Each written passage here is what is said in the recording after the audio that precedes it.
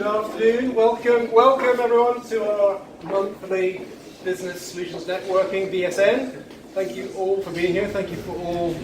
I know you're far rather be outside in the sunshine having your sandwiches, but when you heard there was air conditioning at the level that there is today, you can see you've all given that up. So thank you very much for that. Food is beginning to pass amongst us, and really one of the purposes of calling to order is to allow that process to take place. The other aspect is obviously to welcome you here, and thank you all for keeping to support our event. And the third most important thing is to introduce you to our speaker today, for our speaker slot, our education slot, as I like to call it. An opportunity for us all as a group to try and come together, think about an issue, hopefully learn one or two nuggets we can take away with us and help in our business lives for the next 30 odd days or so. So today's going to be slightly different because we're going to be interactive, I believe. We're going to do something more than just stand there listening, so be prepared. Be prepared. You're going to lock the doors, please? Yeah, doors are locked. Last chance to leave. Without further ado, I'd like to introduce our speaker, who's a public speaker of across London, across the UK, runs a speaker bureau, helping people develop the speaker skills, and more importantly, turn that into business development skills. So we all know that how important it is to get profiling up, get out there on the front foot.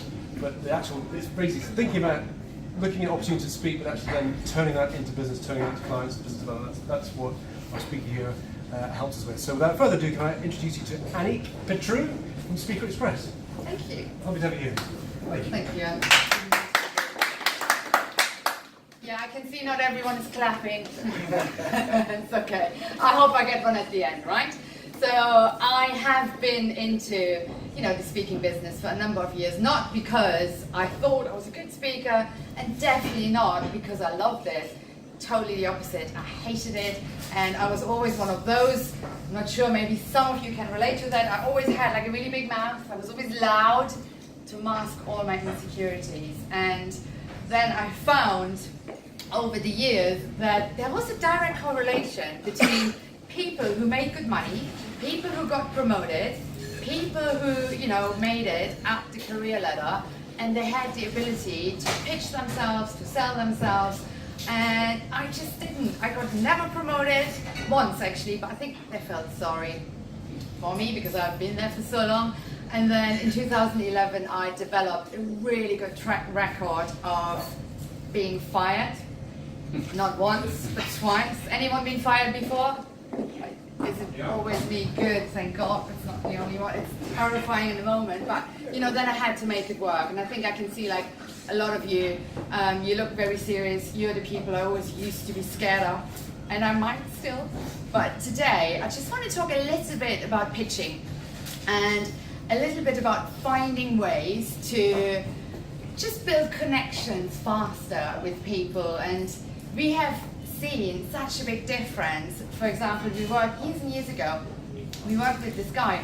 It's 2 years ago maybe, but he got invited to go on Dragon's Den, and his first thought was, there's no way I'm going to be humiliated in front of national TV. And we persuaded him. His business was solid, his whole business proposal was solid, and we worked with him. And actually, when you see him pitching there in front of the Dragons, he actually had 3 of them fighting over investing in him. And that's where you want to get to. You don't want like people just walking off after you pitch to them. You really want to start and create interactions and engagements. And what we always do, I'm going to talk you through a little pitching structure, not long, short. And I'm going to talk a little bit about the neuroscience as well of the brain and how we receive information. And then, you do this all the time. You come here to network, but I invite you today to maybe try a little bit of a different format. And then we're going to put you in groups, you do a little pitch, and then you can all go off eating. You play along as well. Just make sure when you have food in your mouth, my mom taught me not to speak, right? So you have your food first. And here's the question. Do we have any neuroscientists in the room? Anyone?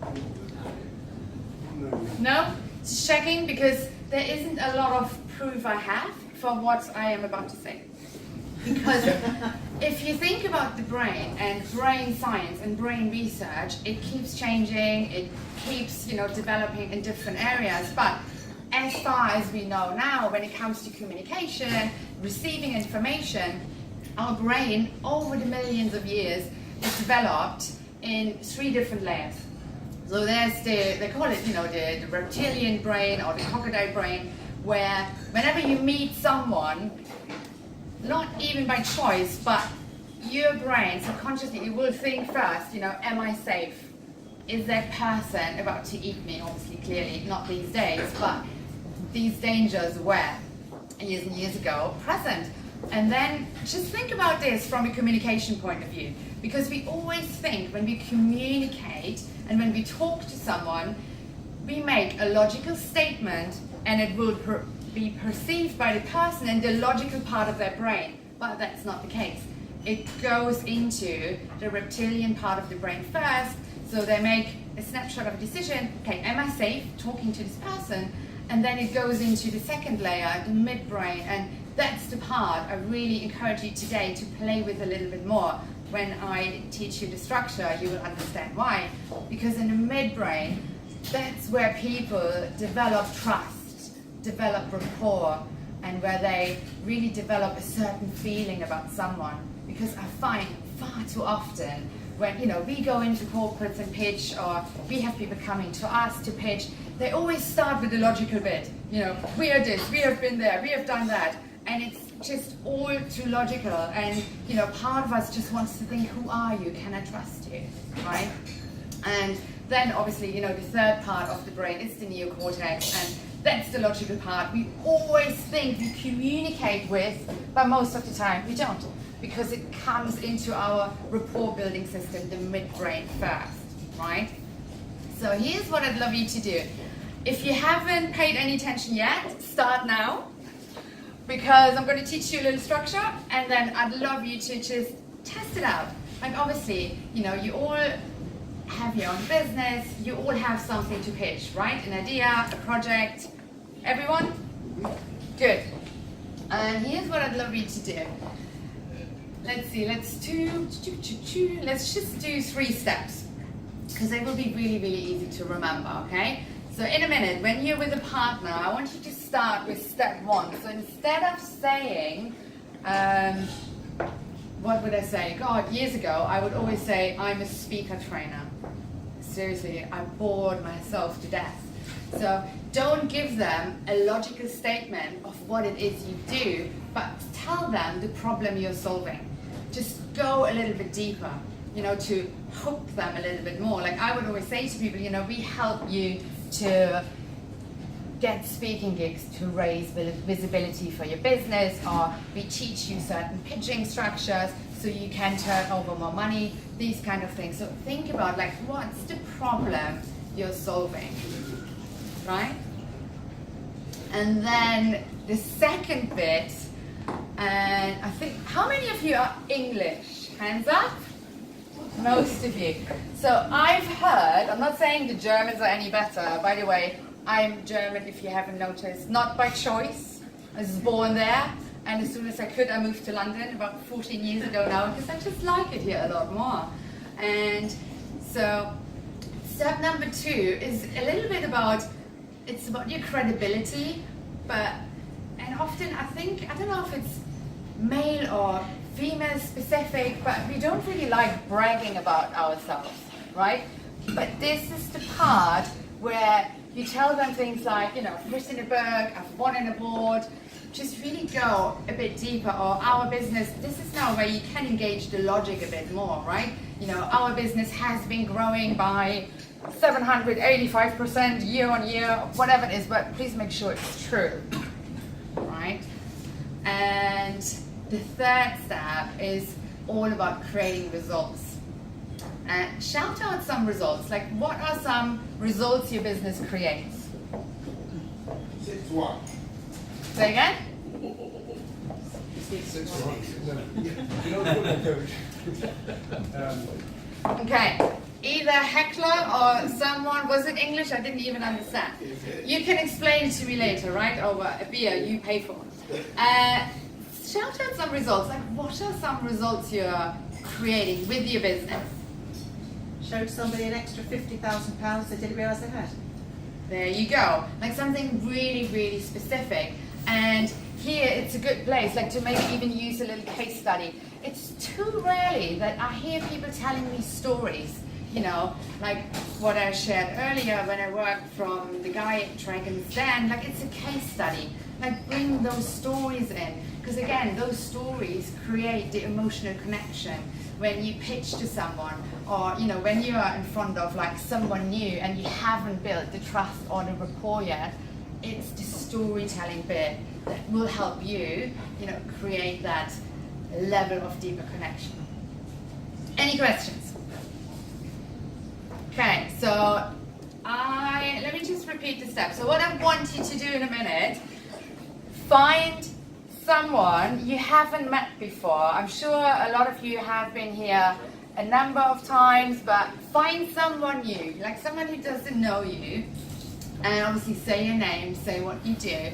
But then I'd love you to, actually, once you are in groups, I will tell you when to start. Remember, I'm German, I'm a control freak.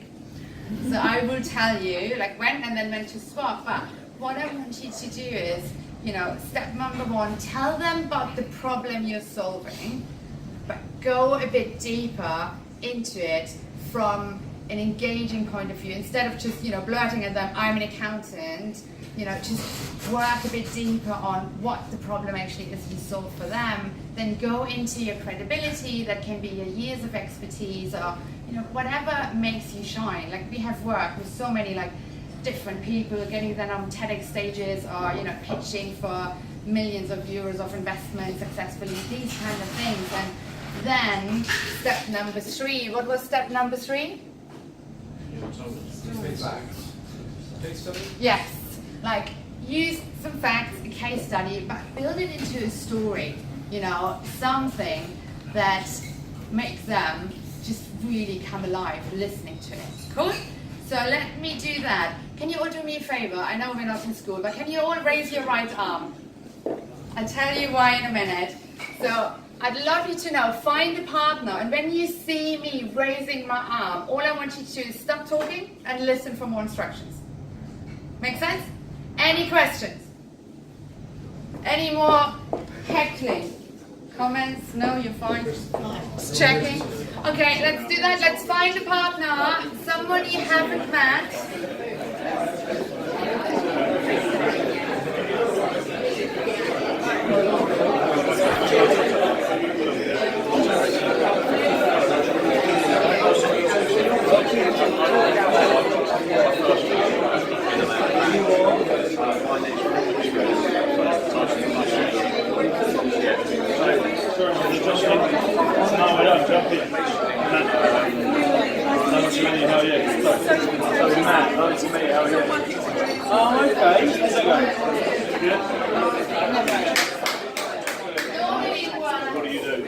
Okay, we go with David's clapping. Annik Petrou. Okay, ready? Between the two of you, the person with the longest hair, I want you to go first. So whoever has the longest hair. Okay, so ready? Your minute starts now. Go.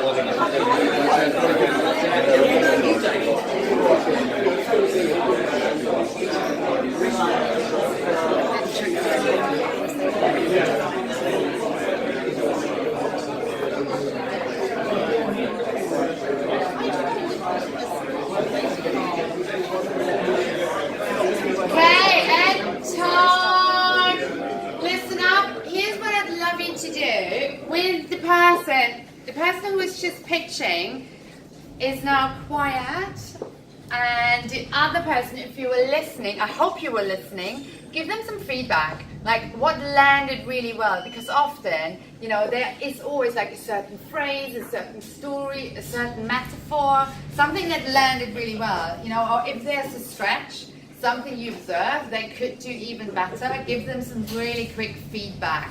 Go.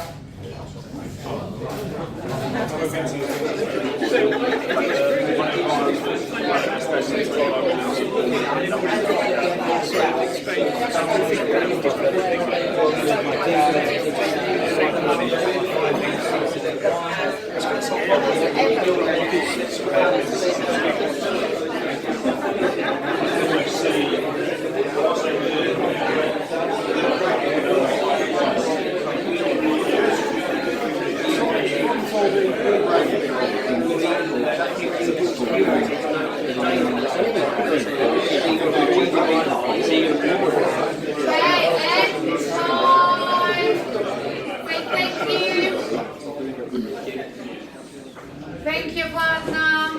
Be nice.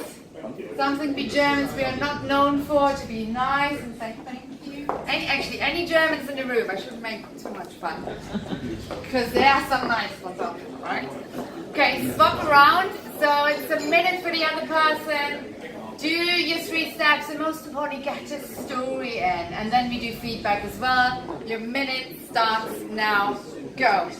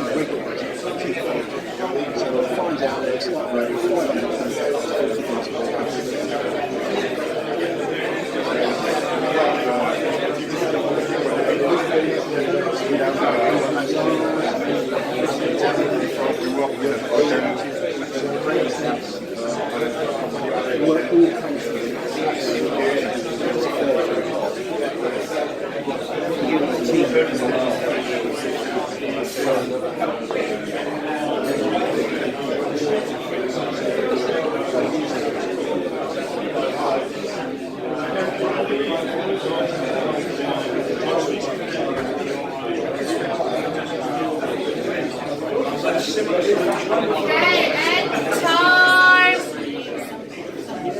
And as before, see some feedback, like what worked, what stuck, like what is really, if you now think back, wow, that's still at the back of my mind. Here is, you said a sentence here where I wanted to hear more, like give them some feedback, what worked, or if there is a stretch, tell them as well, go.